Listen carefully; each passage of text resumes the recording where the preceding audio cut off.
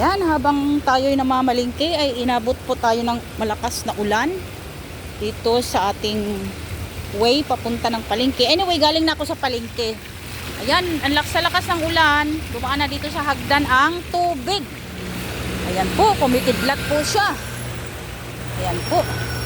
Lumakas na naman ang ulan. Kailangan natin ng payong, mga kaibigan.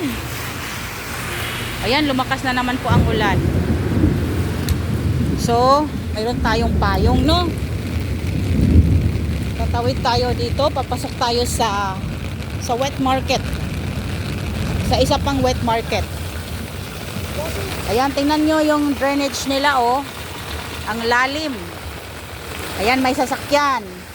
Tatawid muna ang sasakyan, tayo naman ang tatawid.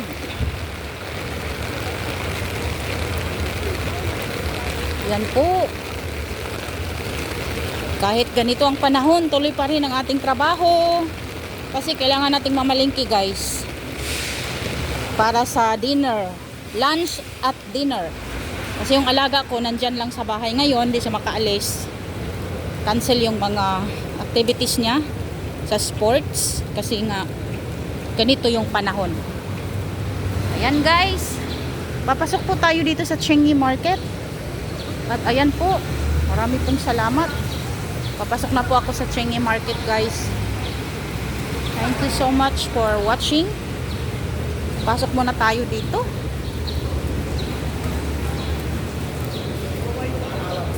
Ayan.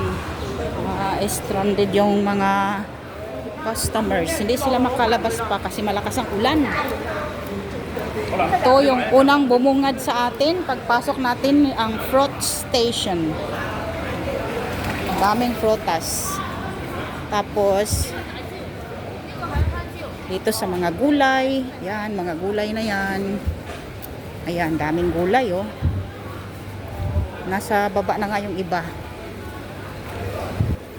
Iikot ko kayo dito sa napakaganda naming palengke. Nandito na lahat ng gulay na gusto mong hanapin ay nandito na. Doon sa likod naman ay mga meat, mga pork stations. Ayan po, doon yung bulaklak doon. Ayan po, maraming salamat po sa panunood.